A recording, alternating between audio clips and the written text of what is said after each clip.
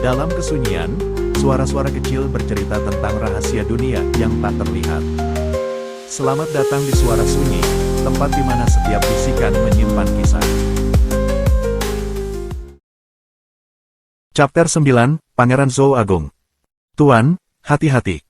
Pedang Valian Utara mengingatkannya, sementara Jiang Sui kecil memandang Zhou Tiansu secara naluriah. Dia tahu nama asli Zhou Tiansu, tetapi dua orang lainnya hanya tahu memanggilnya Dewa Pedang Zhou. Dia melirik sekilas dan wajahnya menunjukkan ada sesuatu yang tidak beres. Zhou Tiansu juga berusaha terlihat tenang. Dia belum bisa mengungkap identitasnya. Meskipun dia bisa melewati peringkat dan membunuh pembudidaya pelet dalam, tahap pelet dalam hanya dapat dianggap sebagai kisaran menengah atas di Kekaisaran Zhou besar. Jika permaisuri Zhou Agung menemukannya, akan mudah untuk membunuhnya. Mereka berempat menoleh dan melihat seseorang di atas kepala naga hitam. Itu adalah seorang lelaki tua yang mengenakan jubah hitam longgar. Rambut putih panjangnya digulung dengan dua jepit rambut. Rongga matanya cekung dan matanya dingin, sudut bibirnya terangkat membentuk senyuman angkuh.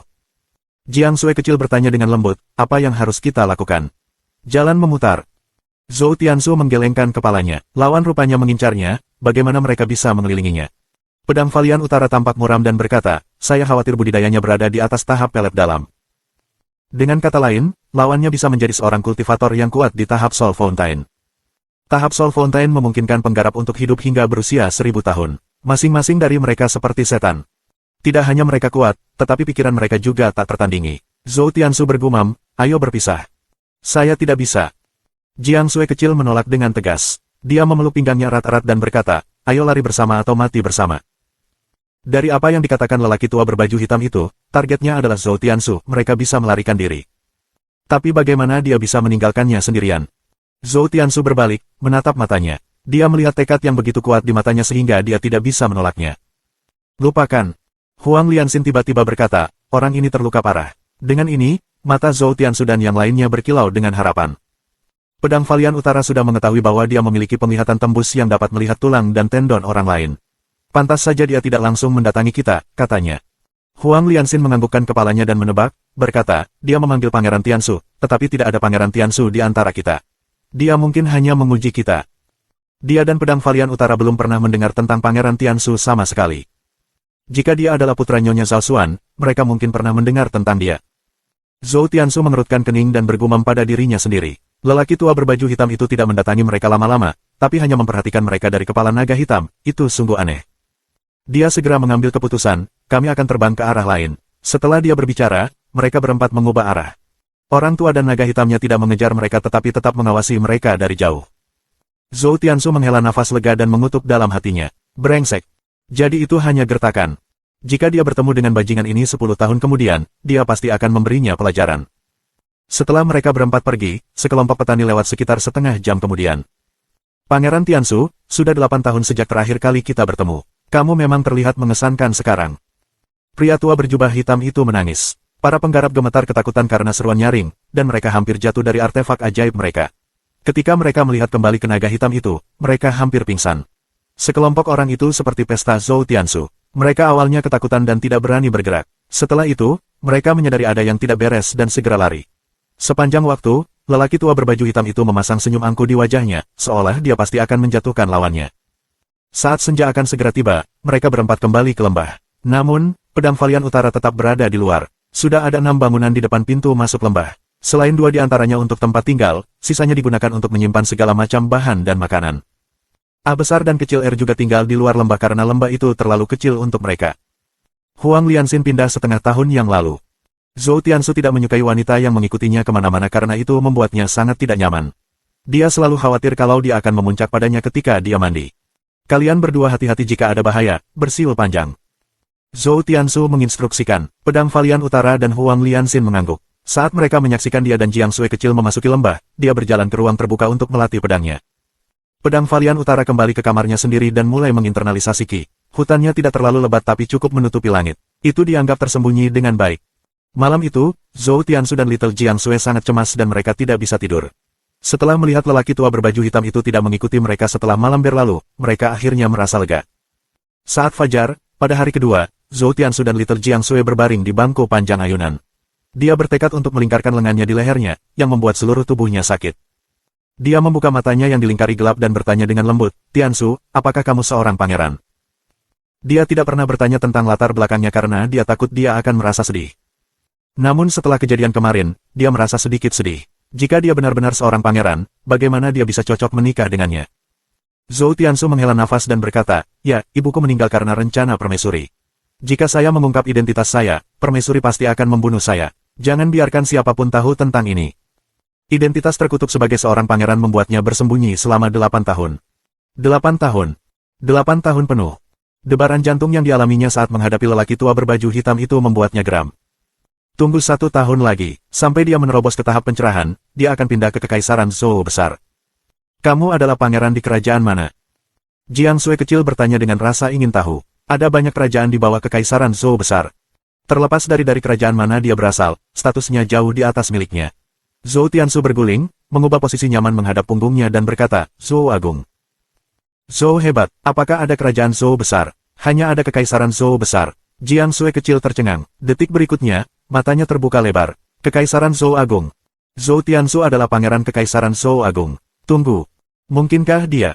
Dia mendengarnya dari 17 iblis angin kuning dan yang lainnya 8 tahun lalu. Selir Zhou Agung, Nyonya Zhao Xuan meninggalkan istana kerajaan bersama pangeran cilik.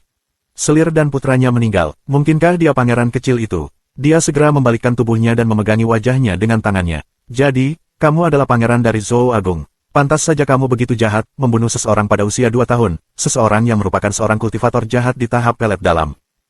Terkenal di seluruh dunia pada usia 9 tahun. Bagaimana sebuah keluarga biasa bisa melahirkan seseorang yang begitu jahat? Zhou Tiansu memutar matanya dan berpikir, "Adikku, bukankah kita seharusnya merasa sedih saat ini?" Jiang Sui kecil memeluknya, mengusap kepalanya, dan dia menghiburnya, berkata, "Jangan menangis, Tiansu, aku akan selalu bersamamu. Tidak apa-apa meskipun kamu bukan seorang pangeran." Bagaimana aku menangis? Zhou Tiansu tidak bisa berkata-kata. Dia dengan cepat mendorongnya menjauh dan membalikkan badannya lalu lari jauh. Usia kami sudah lebih dari 10 tahun, bagaimana kami bisa berpelukan seperti itu? Sungguh tidak pantas. Saat dia melihatnya melarikan diri, Jiang Sui kecil tidak menyerah dan mengejarnya. Saat itu, mereka berdua mulai bermain-main di lembah.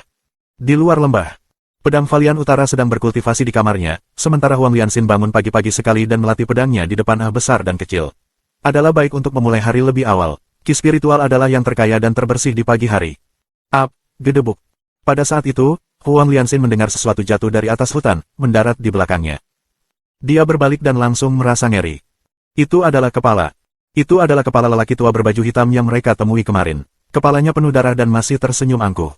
Musuh. Huang Lianxin berteriak ketakutan, dan besar dan kecil segera berdiri. Pedang Valian Utara juga menyerang dengan pedangnya terhunus dan bertanya dengan suara rendah, "Di mana?" Dia menunjuk ke kepala lelaki tua berbaju hitam, dan bahkan pedang Valian Utara pun ketakutan. Dia secara naluriah melihat sekeliling dan waspada terhadap potensi serangan musuh. Segera, Zhou Tiansu dan Jiang Sui kecil juga keluar dari lembah. Mereka berdua kaget melihat kepala lelaki tua itu.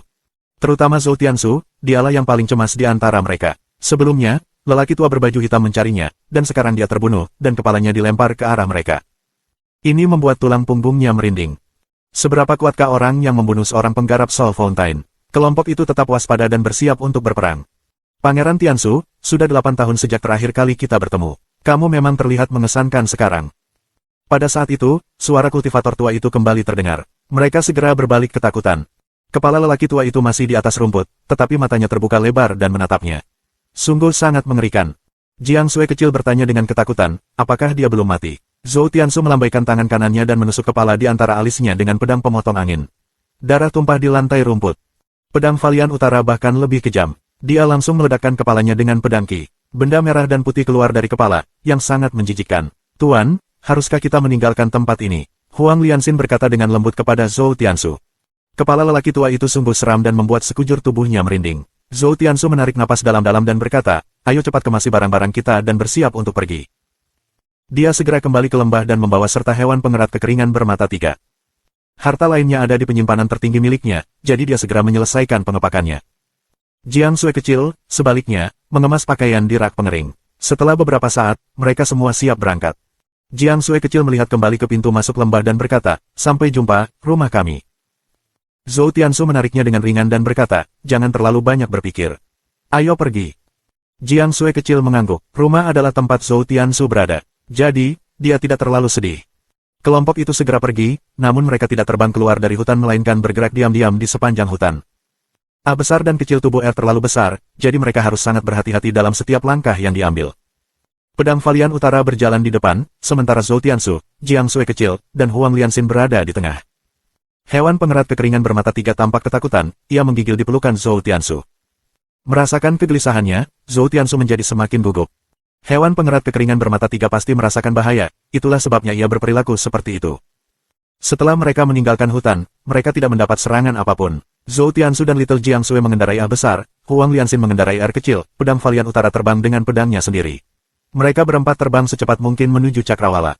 Seberapa luaskah langit dan bumi, seberapa terhubungkah gunung dan sungai. Ke depan, pemandangan itu menyenangkan jiwa dan menenangkan hati. Jiang Sui kecil terpesona oleh pemandangan itu. Kemana mereka harus pergi selanjutnya? Huang Lianxin tidak memiliki siapapun untuk diandalkan dan telah memutuskan untuk mengikuti Zhou Tiansu sepanjang hidupnya, jadi dia tidak memikirkan pertanyaan ini. Pedang Valian Utara hanya menjadikan pedangnya sebagai rekannya sepanjang hidupnya. Dia tidak punya keluarga atau saudara, jadi pola pikirnya mirip dengan dia. Zhou Tiansu melihat ke kejauhan dan berkata, ayo kembali ke desa Sungai Hijau dulu. Setelah menemani Jiang Sui kecil kembali ke rumahnya untuk melihat-lihat, dia bersiap untuk pindah ke Kekaisaran Zhou besar. Pemilihan surga Zhou Agung akan dimulai dalam 2 tahun. Dengan gelarnya sebagai Dewa Pedang Zhou, tidak akan sulit baginya untuk masuk ke dalam pilihan surga.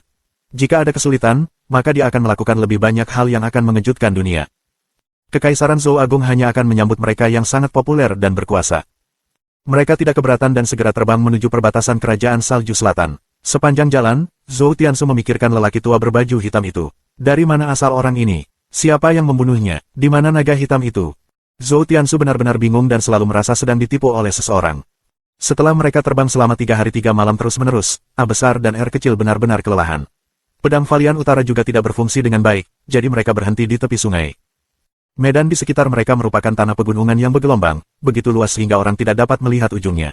Di puncak bukit jauh, sekelompok serigala abu-abu sedang mengawasi mereka. Namun kedua elang naga itu terlalu kuat, ki iblis mereka memenuhi tempat itu, sehingga para serigala tidak berani mendekat. Pedang Valian Utara mencuci pedang kesayangannya di tepi sungai, sementara Huang Lianxin dan Jiang Sui kecil merawat kedua elang naga itu. Zhou Tiansu duduk di tanah dan mengusap dagunya. Dia masih memikirkan lelaki tua yang dipenggal itu. Dia tidak bisa tidur atau makan dengan baik tanpa mengetahui dengan jelas apa yang terjadi. Pada saat ini, hewan pengerat kekeringan bermata tiga melompat keluar dari pakaiannya dan berlari ke tepi sungai dengan cepat. Dia memelototinya dan memarahi, tenggelamkan dirimu, bajingan kecil. Kedua wanita itu mendengarnya dan menutup mulut mereka sambil tertawa. Bahkan pedang Valian Utara tidak bisa menahan senyum. Hewan pengerat kekeringan bermata tiga tidak peduli dan membenamkan kepalanya ke dalam air dengan pantat kecilnya menonjol, yang membuat Zhou Tiansu ingin menyodoknya dengan jarinya. Aduk-aduk, biar dia belajar. Zhou Tiansu berpikir dengan ekspresi jahat. Tidak peduli berapa lama makhluk kecil ini hidup, dia tetap seperti anak kucing, dan energi iblisnya sangat sedikit. Jika ia meninggalkan mereka, ia merasa ia tidak dapat bertahan lebih dari 3 hari. Tikus itu tiba-tiba menoleh ke belakang dan berlari ke arahnya dengan seekor ular hitam kecil di mulutnya. Ular itu hanya setebal jarinya, dan di kepalanya ada 2 tonjolan kecil seperti tanduk. Melihatnya entah bagaimana mengingatkan Zhou Tiansu pada naga hitam yang panjangnya beberapa ratus meter. Kalau saja itu bukan musuh, Zhou Tiansu benar-benar merasa bahwa naga hitam itu mengagumkan dan perkasa. Itu pasti sebanding dengan elang naga sebagai tunggangan. Hewan pengerat kekeringan bermata tiga meninggalkan ular hitam itu di depan Zhou Tiansu. Lepaskan aku, dasar tikus busuk, jika aku tidak terluka parah, aku akan memakanmu, lalu mengeluarkanmu sebagai sampah kecil. Ular punggung kecil itu tiba-tiba mengomel dalam bahasa manusia. Karena terlalu kecil, suaranya juga sangat lembut. Tapi Zhou Tiansu dan yang lainnya mendengarnya dengan jelas. Jiang Sui kecil tampak terkejut dan berkata dengan bingung, ia dapat berbicara. Pedang Valian Utara melompat dan berkata, benda kecil ini pastilah iblis kuat tingkat kelima. Saya mendengar bahwa beberapa setan memiliki bakat untuk terlahir kembali dari nirwana. Ketika mereka menghadapi bahaya mematikan, mereka akan menjadi awet muda, tetapi jiwa mereka tetap utuh di peringkat kelima. Zhou Tiansu berdiri dan bertanya dengan heran, mengapa peringkat kelima? Budak pedang itu menjawab, jika pangkatnya lebih tinggi dari itu, kita pasti sudah mati. Zhou Tiansu mengangguk dan bertanya, apakah berbahaya untuk saat ini? Meski jiwanya kuat, namun dagingnya masih muda. Ayo kita injak dan bunuh dia, jawab pedang Valian Utara. Ular hitam kecil itu mendengarnya dan menjadi sangat marah. Ia membuka mulutnya dan berteriak sekuat tenaga, akulah naga hitam bersisik hegemon. Kamu berani menginjakku sampai mati, aku pasti akan memakanmu ribuan kali di kehidupanku selanjutnya. Aku pasti akan. Pak! Zhou Tiansu menginjaknya, sepatu botnya menutupi tubuh kecilnya. Dia bahkan memutar dan memutar kaki kanannya, untuk memastikan naga hitam bersisik hegemon sudah mati. Dia berbalik dan bertanya, bagaimana menurut kalian, apakah ini naga hitam kemarin? Huang Lianxin bergumam, mungkin. Jika itu benar-benar, Bunuh saja seperti itu. Bukankah tuan kecil itu terlalu santai? Zhou Tiansu mengangkat kakinya dan melihat ke bawah. Ular hitam kecil itu sudah pipih, kulitnya pecah, memperlihatkan daging di dalamnya. Lidahnya keluar dari mulutnya, dan bisa dipastikan dia sudah mati. Melihat betapa tragisnya naga hitam bersisik hegemon, Jiang Sui kecil menatapnya dan bertanya, kamu membunuhnya begitu saja. Ini adalah iblis kuat peringkat kelima. Itu adalah makhluk yang bisa menghancurkan kota dan menjungkirbalikkan kerajaan. Dia merasa ini tidak mungkin nyata. Bukan hanya dia, bahkan Huang Lianxin pun memiliki perasaan yang sama. Hanya pedang Valian Utara yang menghela nafas lega. Dia mengaguminya di dalam hatinya. Dewa Pedang Zhou memang sangat tegas, sama sekali tidak takut akan ancaman. Hewan pengerat kekeringan bermata tiga pergi ke sisi ular hitam kecil itu dan mengendusnya, lalu ia menggigit kepala ular itu dan hendak memakannya. Zhou Tiansu dengan cepat menendangnya. Dia kemudian berjongkok dan menatap ular kecil itu dengan ragu. Dia merasa benda ini belum sepenuhnya mati. Haruskah dia membunuhnya atau tidak? Dia melihat kembali ke pedang Valian Utara dan bertanya, berapa lama biasanya iblis yang kuat terlahir kembali dari nirwana? Dia ingin bertanya kepada ular itu tentang lelaki tua berbaju hitam itu.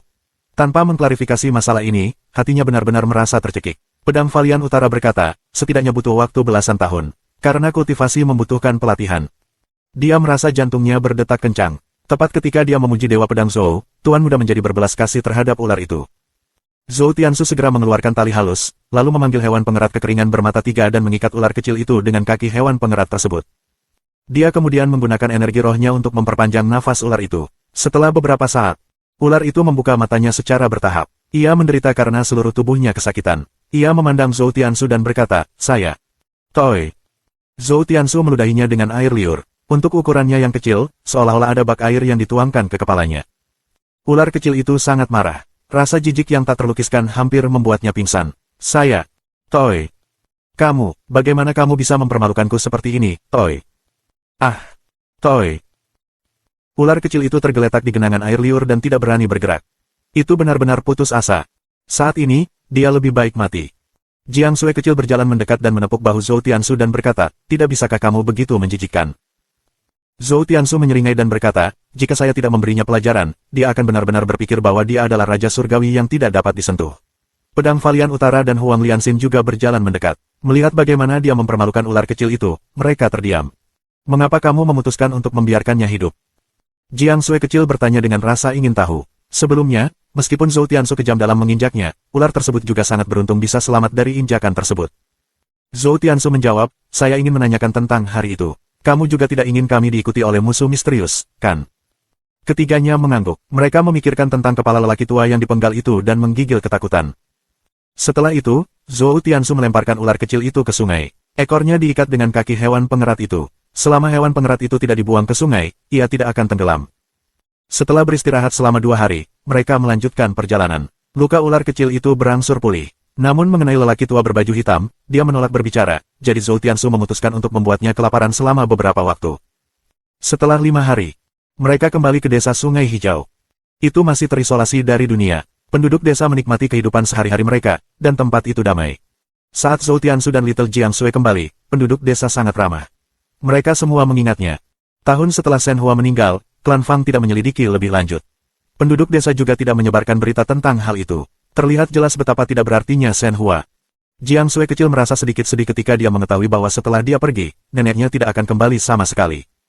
Zhou Tiansu, sebaliknya, memutuskan untuk tinggal di desa Sungai Hijau selama setahun, dan kemudian mereka akan berangkat ke Kekaisaran Zhou Agung. Tidak ada keberatan. Pada hari-hari berikutnya, dia mulai mengajarkan pedang pemutus Venatri Sumber kepada pedang Valian Utara.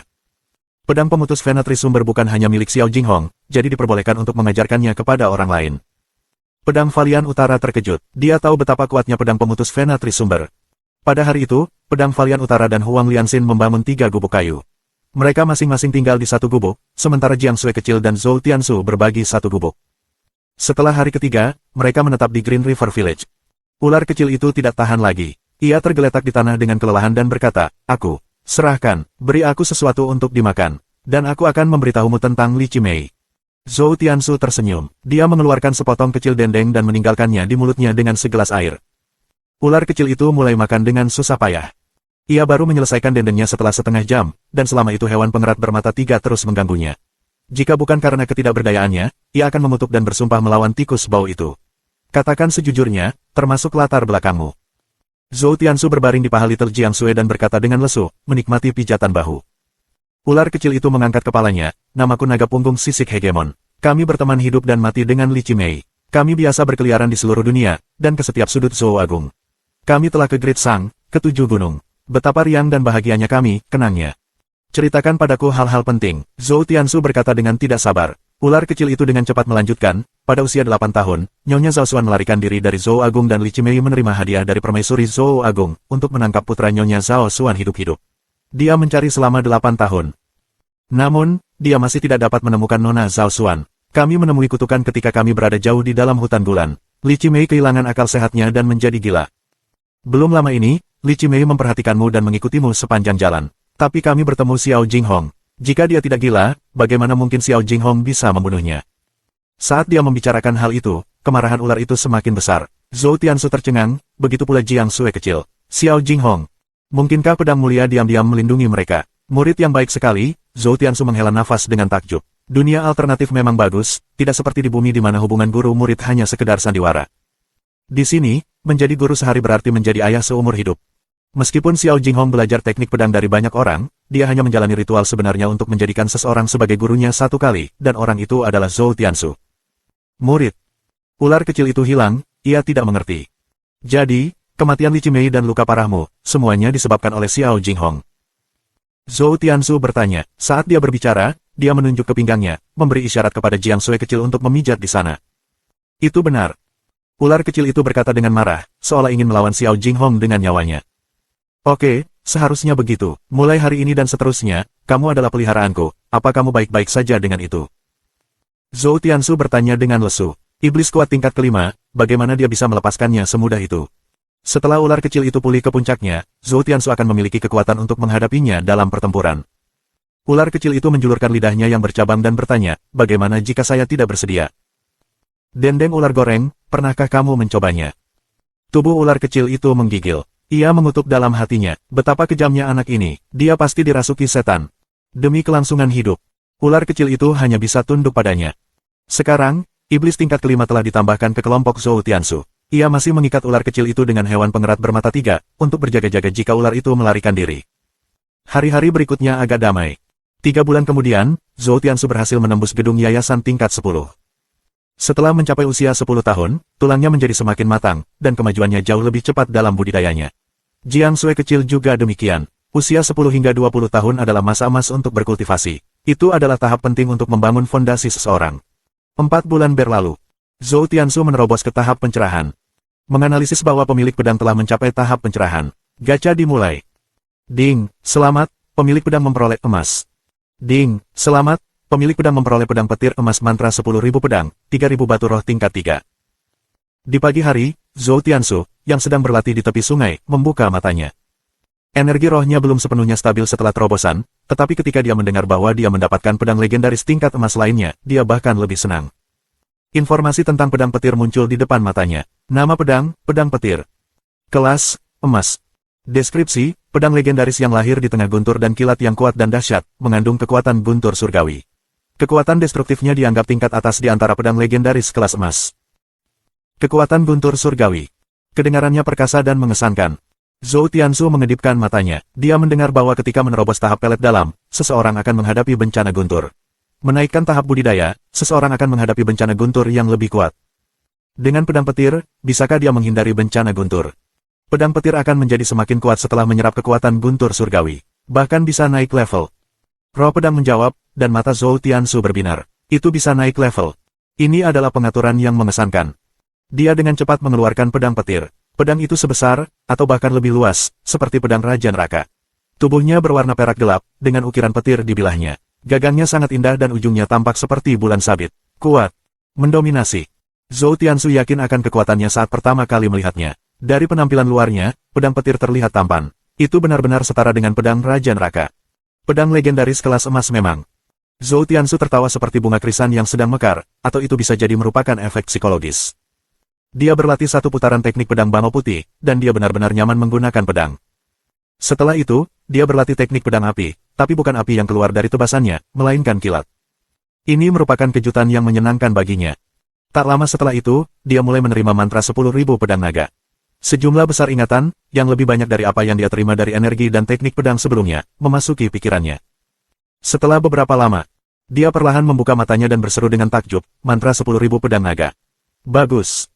Mantra 10.000 pedang naga adalah teknik pedang kuat yang dapat digunakan untuk mengendalikan 10.000 pedang. Tingkat pertama, mode 2 pedang. Tingkat kedua, mode 10 pedang. Tingkat ketiga, mode 100 pedang. Tingkat keempat, mode 1000 pedang. Tingkat kelima, mode 10.000 pedang. Setiap pedang akan menerima pedang ki dalam bentuk naga dan menjadi sangat kuat.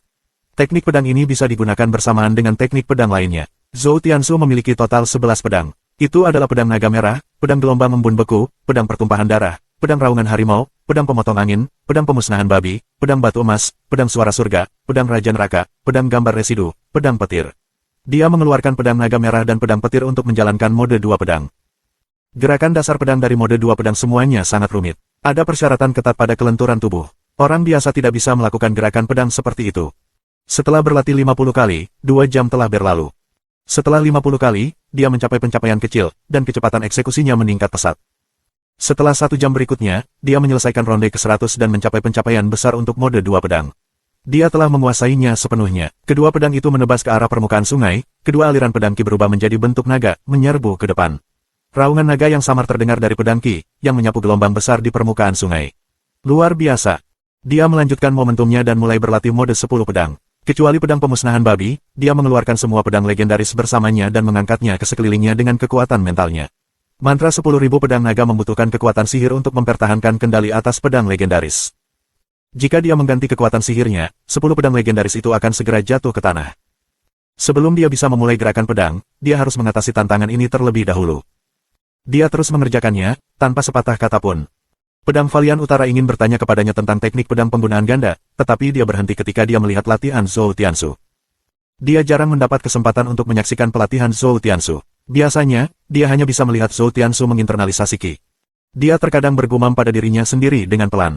Pembudidaya pedang menghabiskan sebagian besar waktunya dengan pedang, tetapi Zhou Tiansu jarang melatih teknik pedangnya. Dia tampak begitu santai.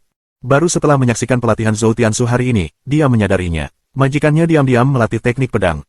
Dia bersiap untuk pergi, tetapi ketika Zhou Tiansu mengeluarkan 10 pedang legendaris, seluruh tubuhnya bergetar. Seolah-olah dia berada di bawah pengaruh sihir yang tidak bisa bergerak dan dia tidak bisa bergerak sedikitpun. Zhou Tiansu memperhatikan pedang Valian Utara tetapi tidak mengusirnya. Dia melanjutkan pelatihannya. Hanya setelah banyak upaya, setelah sekitar 15 menit, dia dapat mengendalikan 10 pedang legendaris dengan kekuatan sihirnya. Dia mulai berlatih mode 10 pedang. Pedang naga merah ada di tangan kanannya, pedang petir di tangan kirinya, dan pedang legendaris lainnya melayang di sekelilingnya. Dia dengan hati-hati dan perlahan mengeksekusi gerakan pedangnya. Pedang Valian Utara bingung. Tak lama kemudian, dia memikirkan sesuatu dan membuka matanya lebar-lebar. Berlatih jurus pedang dengan 10 pedang. Bagaimana mungkin? Dia belum pernah mendengar hal seperti itu sebelumnya. Raja Pedang dapat mengendalikan 7 pedang secara bersamaan, namun serangannya sederhana dan hampir hanya satu arah. Zhou Tiansu, bagaimanapun, menggunakan 10 pedang, masing-masing bergerak dalam lintasan yang berbeda. Setelah menyelesaikan putaran pertama mode 10 pedang, dia sudah menghabiskan setengah jam. Setelah ronde kedua, kecepatannya meningkat drastis dan pedang Valian Utara menatap dengan mata terbuka lebar, seolah-olah dia melihat hantu. Apakah dia hanya berpura-pura membaik begitu cepat? Dugaan pedang Valian Utara. Babak kedua memakan separuh waktu yang dihabiskan di babak pertama. Pada ronde ketiga, waktu yang dibutuhkan kembali berkurang setengahnya. Putaran keempat. Putaran kelima. Semakin banyak pedang Valian Utara mengamati, semakin dia ingin berlutut di hadapan Zhou Tiansu. Saat ini, Zhou Tiansu sepenuhnya fokus. Di matanya, hanya ada 10 pedang legendaris. Hewan pengerat kekeringan bermata 3 yang diikat dengan ular hitam kecil datang mencari Zhou Tiansu. Saat ular kecil itu diseret melintasi tanah berbatu, ia hampir pingsan. Hewan pengerat bermata 3 berdiri di samping pedang Valian Utara dan mengamati dalam diam. Matanya cerah dan terlihat sangat penasaran. Pada hari, ketika aku bangkit kembali, aku pasti akan membantai semua hewan pengerat di dunia.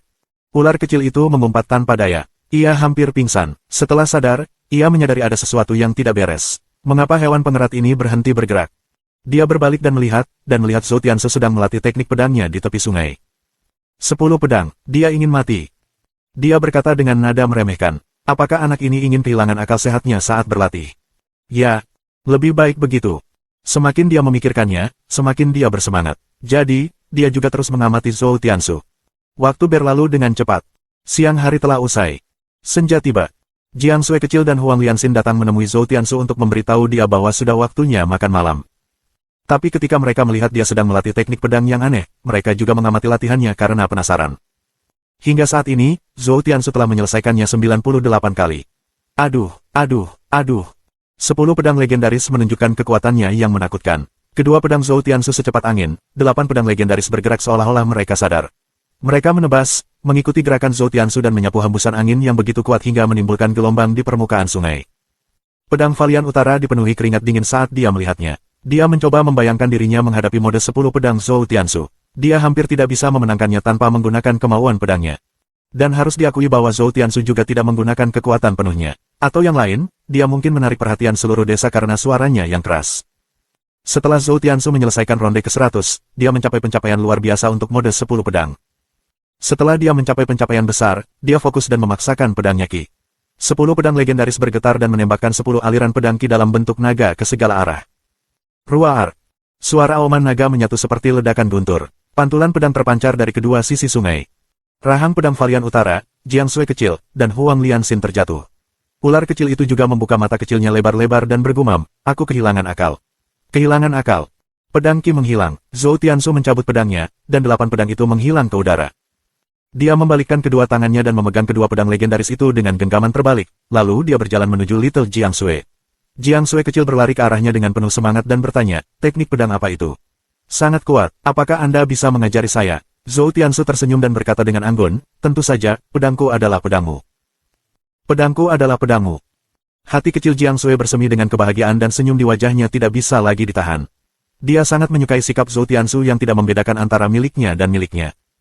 Dia menggelengkan kepalanya sambil bergoyang, "Tidak apa-apa. Aku bahkan tidak bisa melatih satu pedang dengan baik, bagaimana aku bisa melakukannya dengan 10 pedang? Saya khawatir saya akan menjadi gila."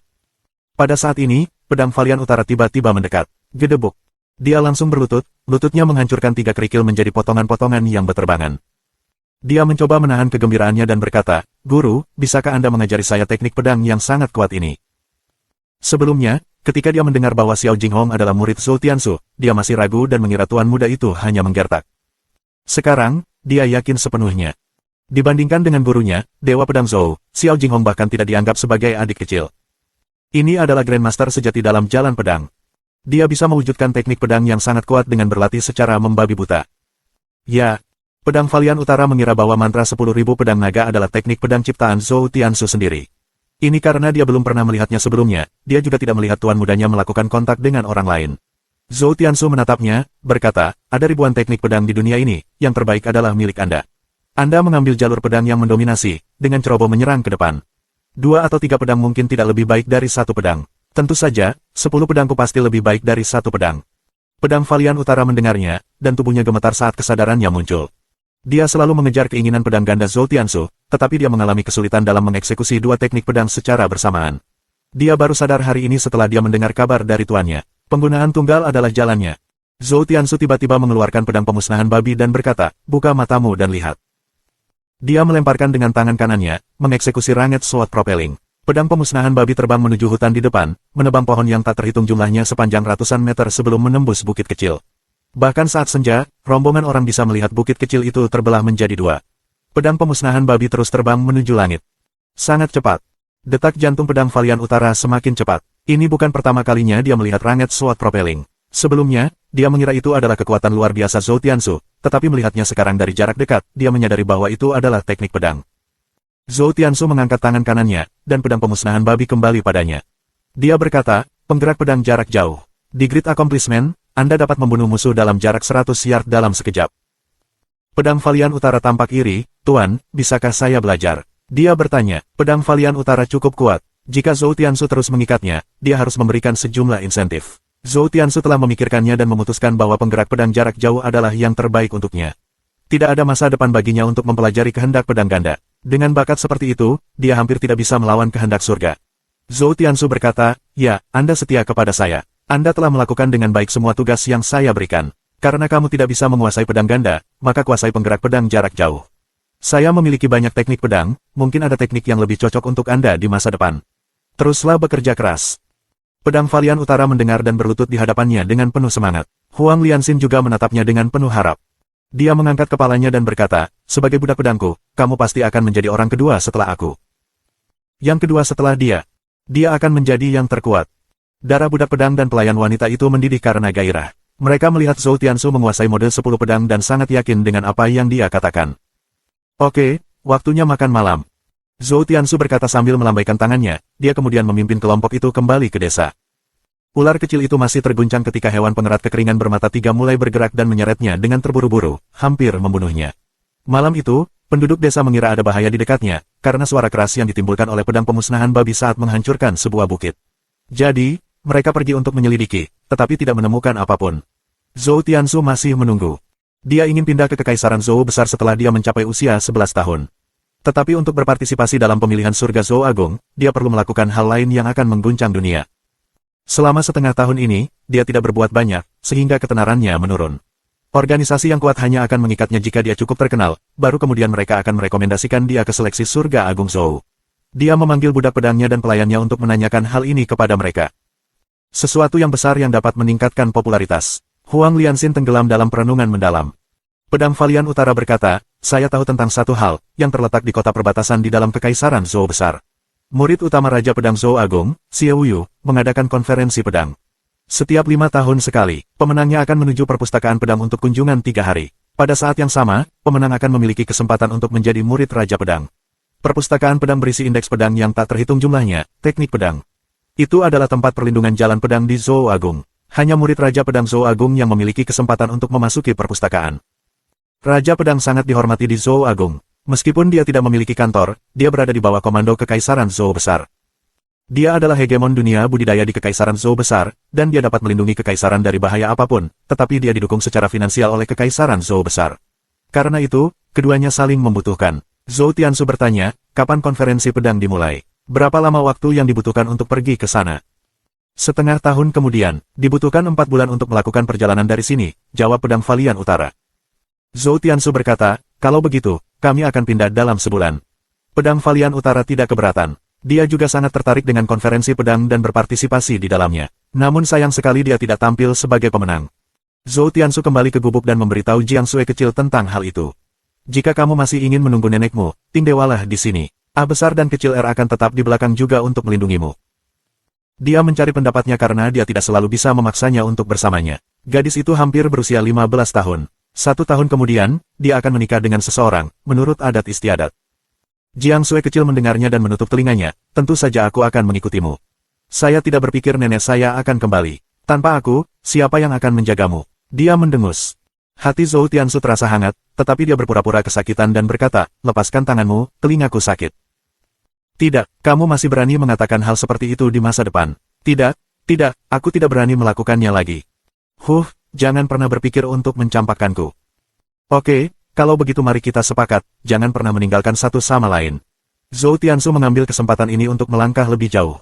Jiang Sui kecil juga memiliki niat yang sama, jadi dia mengulurkan kelingkingnya dan berkata, kalau begitu, lakukan sesuai keinginanmu. Kelingking berjanji untuk tidak pernah berubah. Dan ya, kita harus menambahkan janji lain, untuk tidak menikahi begitu banyak istri dan selir di masa depan.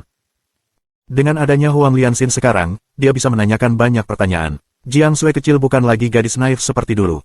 Mengapa? Zhou Tiansu bertanya dengan mata terbuka lebar. Dia tertawa di dalam hatinya. Gadis ini benar-benar tumbuh dewasa dan mulai berpikir lebih jauh. Sekarang, dia bahkan menggali lubang untuknya. Jiang Sui kecil memutar tangannya, menatapnya dengan mata berbinar, dan berkata, tidak ada alasannya. Apakah kamu berjanji atau tidak? Zhou Tiansu mengerutkan bibirnya dan berkata dengan sedih, jika kamu melakukan ini, apakah kamu tidak takut aku tidak dapat menemukan istri di masa depan? Lebih baik jika kamu tidak bisa. Dia berkata dengan semangat. Saat dia berbicara, dia mengendurkan tangannya yang mencubit telinganya, menyilangkan tangan, dan tampak bangga. Zhou Tiansu tiba-tiba merasakan sakit di hatinya. Sebagai laki-laki di dunia ini, bagaimana mungkin dia tanpa istri? Kasus terburuk, aku akan menjadi istrimu, kata Jiang Sui kecil dengan mulut cemberut. Zhou Tiansu berpura-pura kaget dan segera mundur. Wow, kamu punya agenda tersembunyi. Dia berkata. Jiang Sui kecil merasakan campuran rasa malu dan marah dan dia mengambil bantal, mengejarnya. Dua teman bermain yang tidak bersalah, hanya mengandalkan satu sama lain, cinta ini sudah ditakdirkan oleh surga. Dalam sunyi, kita menemukan makna, dan di setiap kata, ada jiwa yang bicara. Tetap bersama kami, di Suara Sunyi.